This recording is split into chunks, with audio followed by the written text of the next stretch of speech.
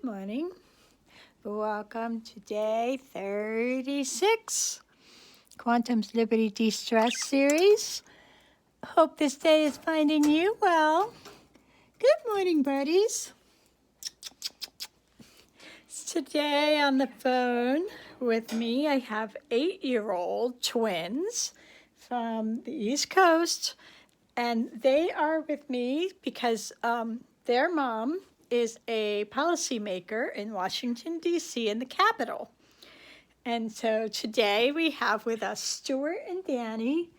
They're 8-year-old twins, and they have an interesting combination of parents. The dad is, so hi guys, dad is a critical care nurse. Let's start tapping on the karate chop point. So their dad's a critical care nurse, and their mom works in the Capitol.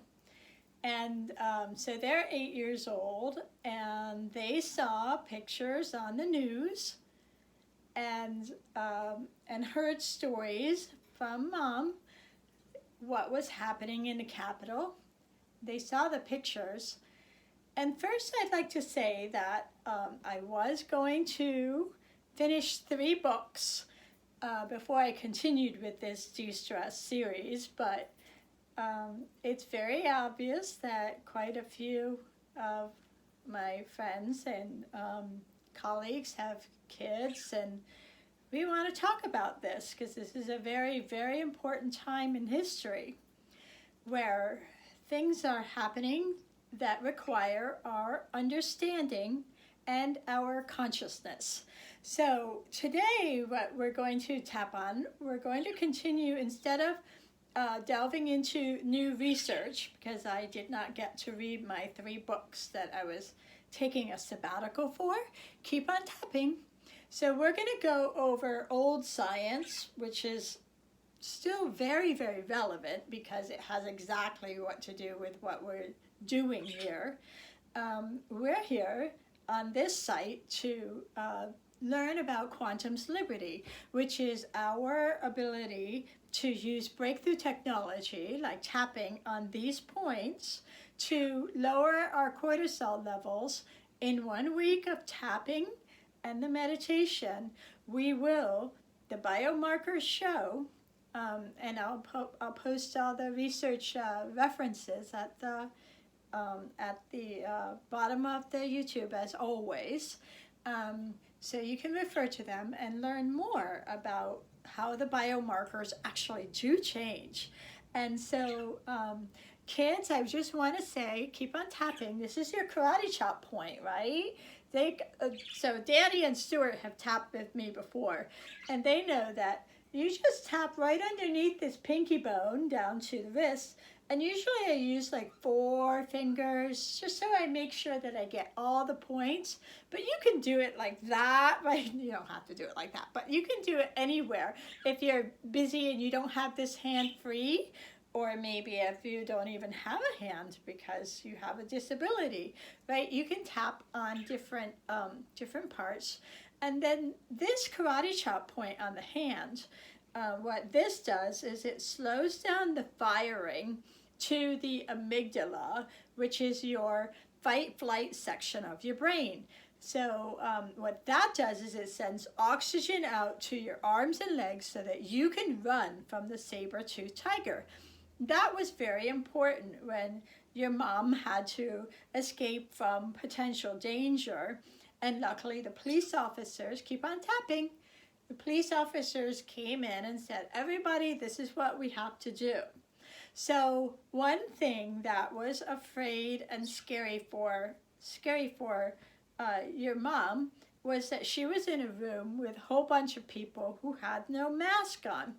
And these people did not believe that the coronavirus is real.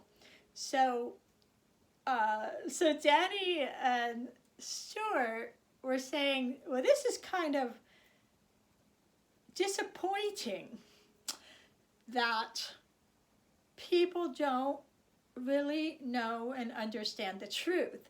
And so since this is about consciousness, right, when we're tapping on this point, what we're doing is we're slowing down the firing to the amygdala, which would send the oxygen out to our body to feed the arms and legs so that we will run from the tiger. But when we're tapping on this point then, the oxygen actually will stay. Instead of rushing to the arms and legs, it stays in the prefrontal cortex. And then that way, it actually will, hi puppy, there's puppy. Say hi puppy. So puppy's gonna tap along with his paws.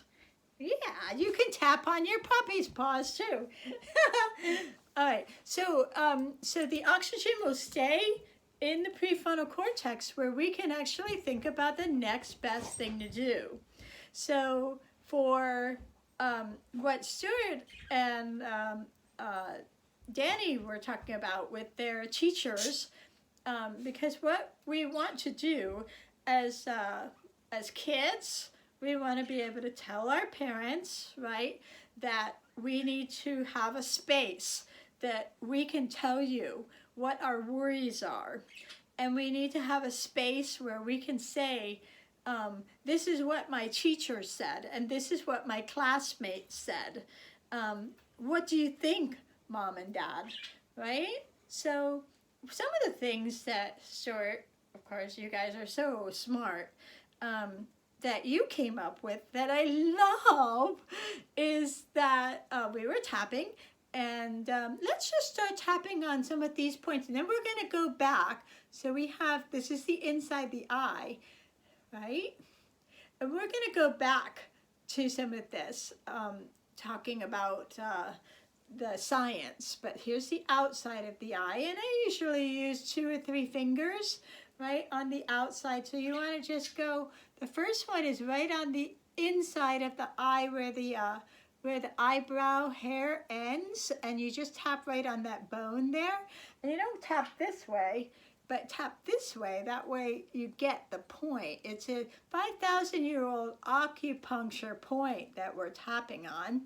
And what this does, and then this one is right on the outside of the end of the hair of the eyebrow, and you tap right on bone there, outside of the eye. And then under the eye is right here, right? And then under the nose, it's just under the nose.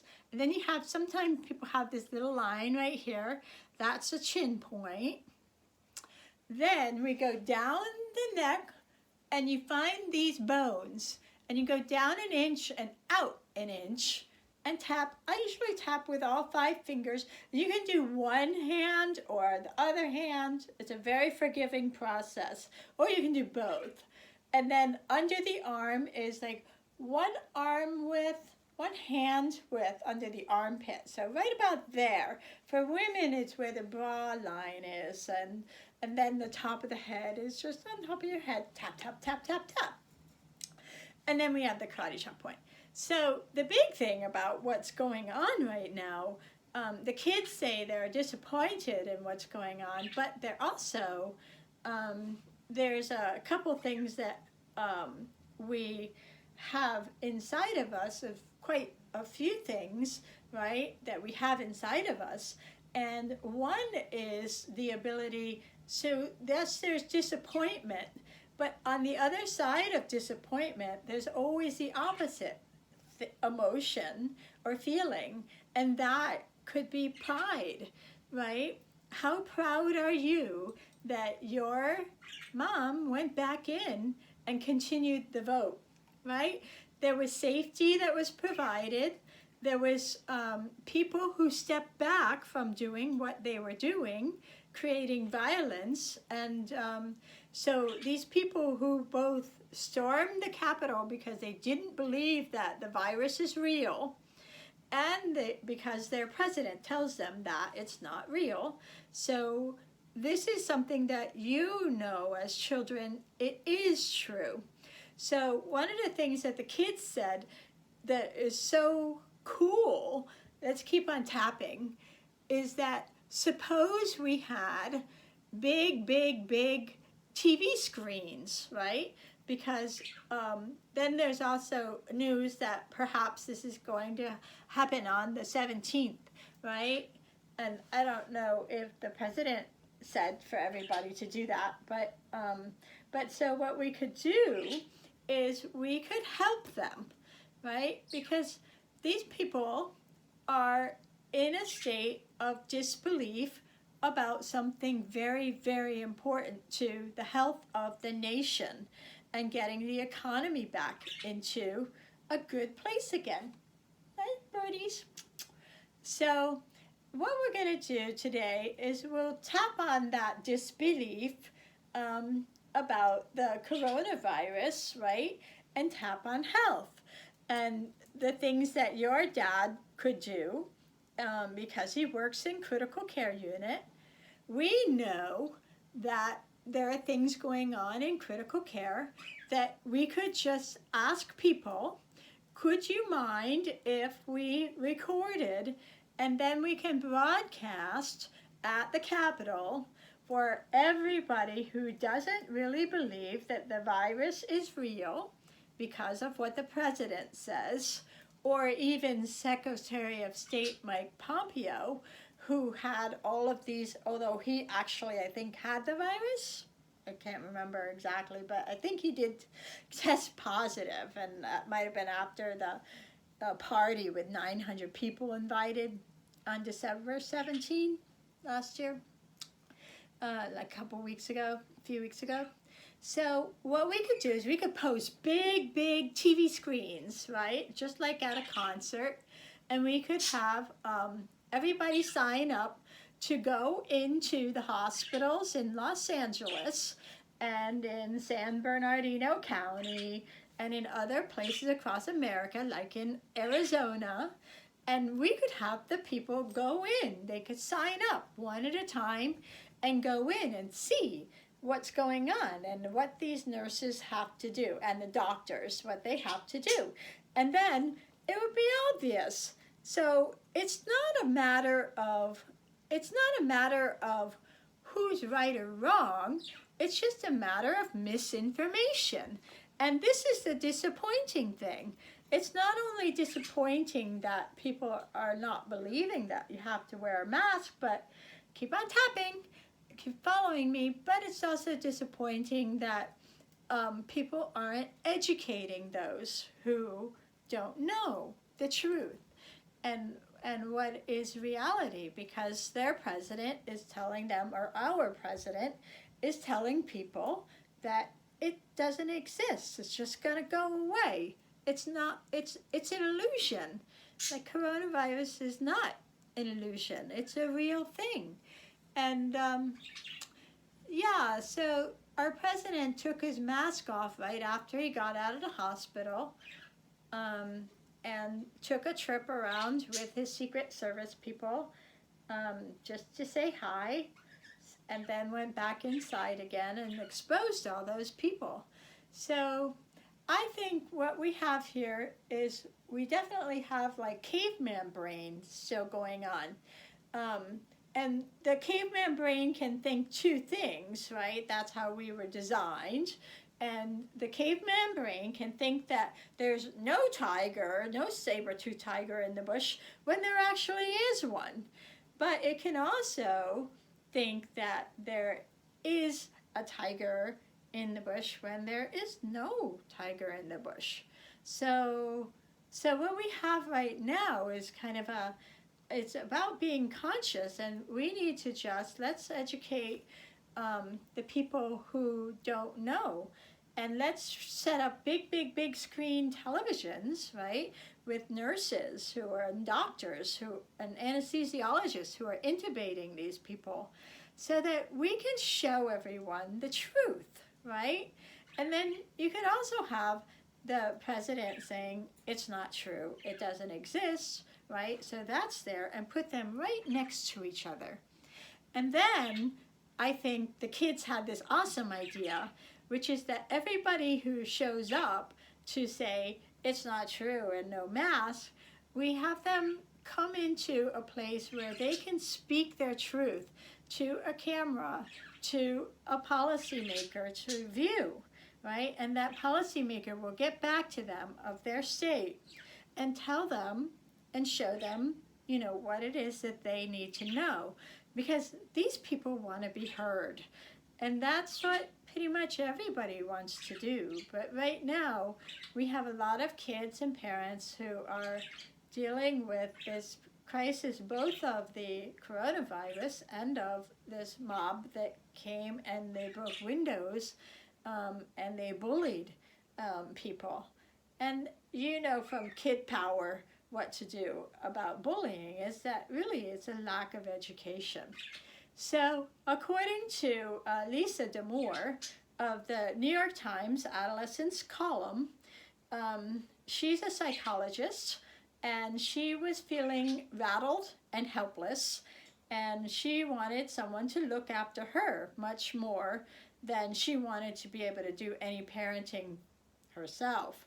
So she was saying what, from the psychologist's point of view, that we have to do as parents, right, for you children, is to make a space for all the children's confusion and for your questions. So your mom luckily does a lot of reading, and so I actually forwarded her this column, and I'll post it at the bottom for other parents and for kids if you know, are a little bit older and want to read about it.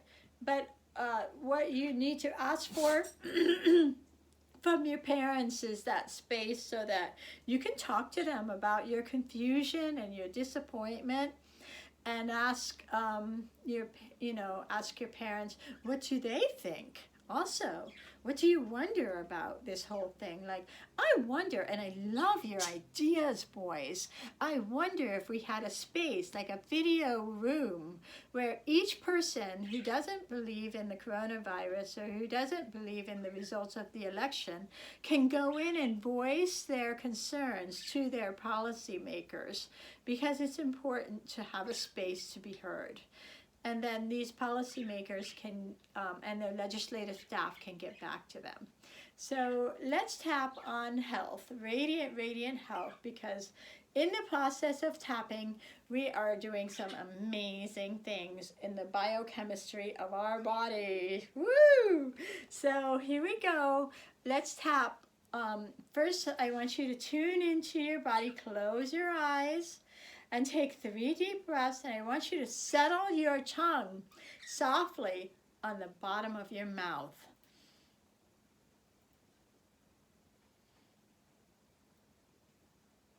What this does is it stimulates the vagus nerve to completely settle into a relaxation. So settle the tongue onto the bottom of your mouth, relax it, close your eyes, envision radiant health, and take 3 deep breaths.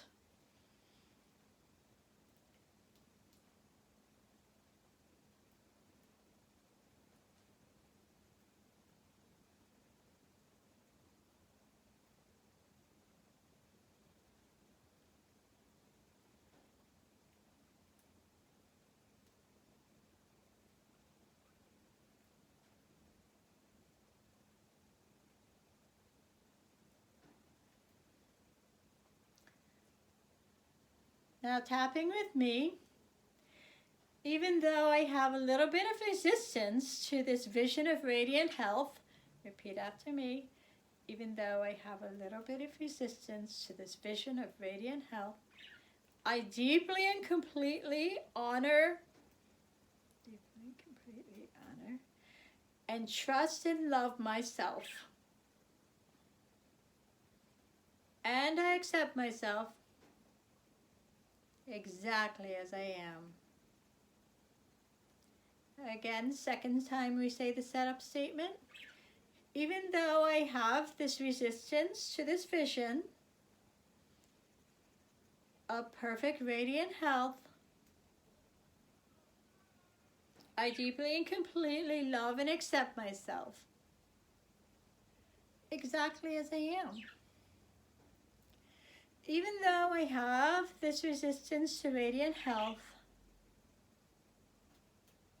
I deeply and completely love and accept myself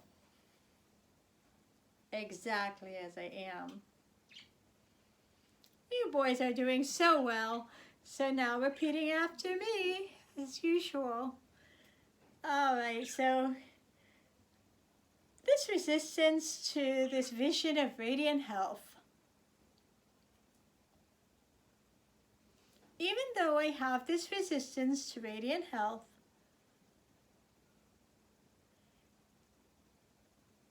I love myself.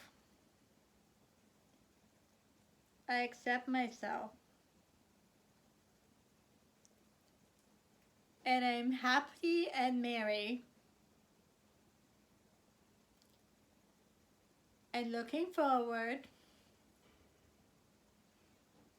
to feeling really good. Because the tapping is releasing neurotransmitters. That's a big word, boys. Good job. And hormones. Such as dopamine,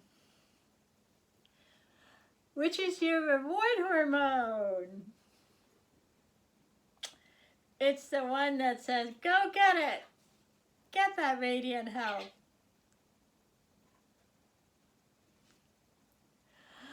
And also serotonin,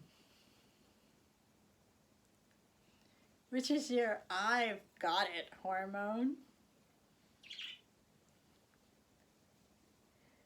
Top of the head. And these unlock 2 neurotransmitters that help me feel really good. These lower cortisol levels, 37% in 1 week of tapping and meditation. And they raise the immunoglobulin level 113%. I wear a mask because this is what scientists tell my dad in intensive care unit to do. As a nurse, to keep safe. And I maintain distance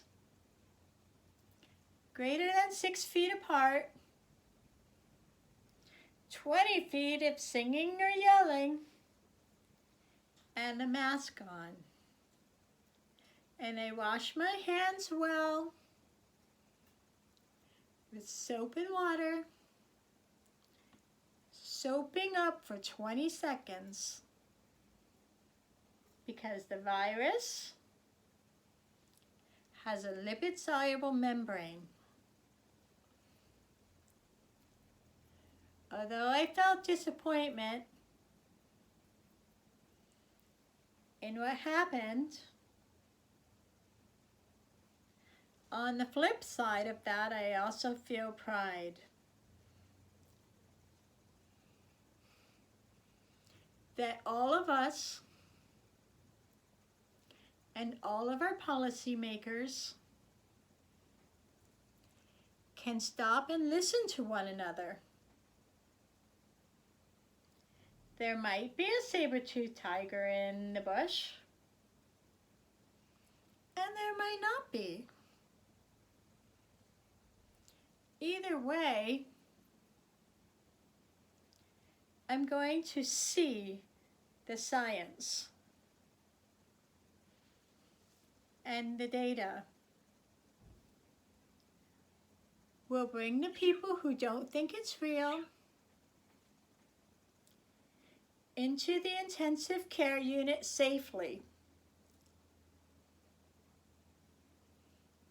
And we'll show them what is real. And then everyone will be safe. including our policymakers. So proud of everyone for doing their best to communicate. And stay healthy and feel bliss with the tapping in mind, body, and in spirit. Good boys. Thank you so much for this most extraordinary day. You guys be safe and be well, and continue talking to your parents. It's very important. If you need the space, ask for it. I love you.